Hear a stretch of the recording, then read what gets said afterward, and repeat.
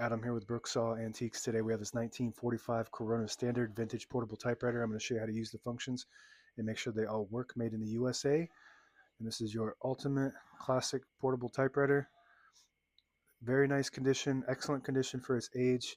And this is the first one I've had that's got black metal segment and escapement and other metal, black metal parts. The margins are also black.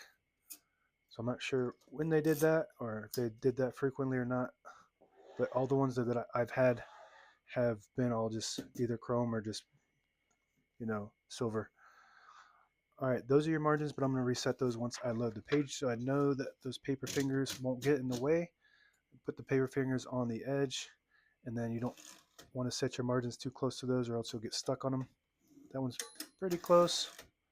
So I'm just going to move that a notch to the right and set that margin. It should be all right.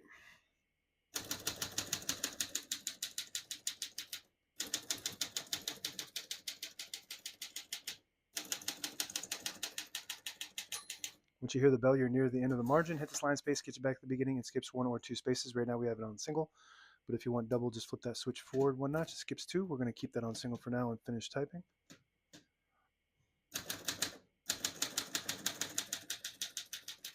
As you can see, all the keys type nice and none of them skip or stick. I'll type a sentence in red on the next line. I switch from black to red. There's a switch on the right side. Flip that down to the red indicator. It prints the bottom portion of the ribbon, which is red. When you have it in the middle, it doesn't print any ink at all. It just leaves a stencil for copying purposes. When you have it up top, it prints the top portion of the ribbon, which is black. We're going to move that down for red.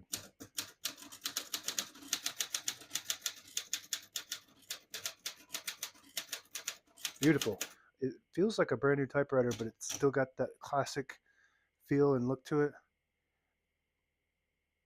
Beautiful print. Pica typeface prints 10 characters per inch. And even the platen feels new. Not sure if that was swapped at some point.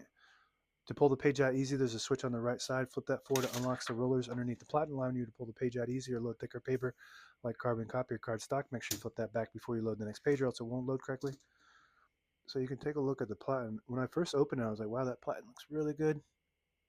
And it could probably be cleaned up a little bit, but it's just in really good shape.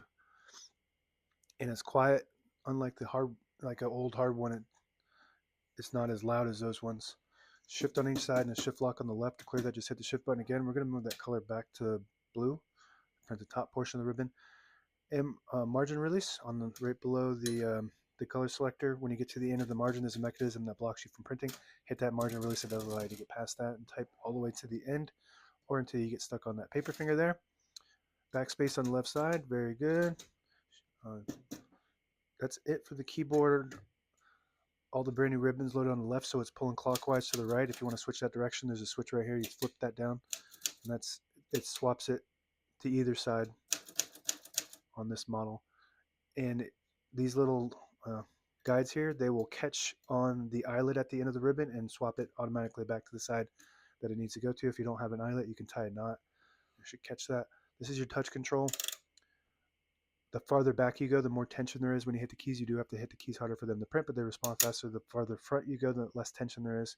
So you just want to play with that to gauge your preference as far as touch control goes. Carriage release behind each knob, super smooth and just really nice condition. This is black too. You know, this has got black metal. Feels very good. So if you want to feel what it was like to type on this in real time, this is the one you want. Just super clean. You pull out the left knob, it disables the spacing, so you can get to an exact spot on the page. You push it in, you get the clicks. Each one of those clicks is 1 space, and that's it. Now available on eBay or Etsy. Search Brooksaw Antiques.